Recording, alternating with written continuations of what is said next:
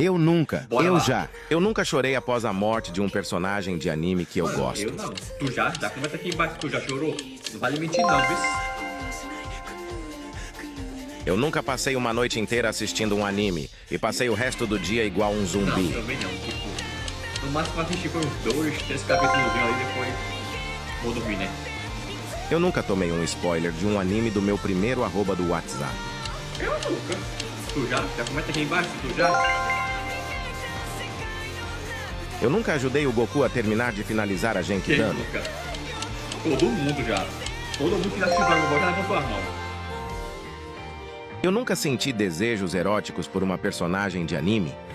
Eu não. Eu sei que tu já. Eu sei que tu já. Tu para com isso, que seu safadinho. Prefere se casar com a Big Mom? Ou comentar qual personagem de anime você se Já comenta aqui casaria? embaixo qual personagem de anime que vocês casaram ali. Não vale mentir também não, viu?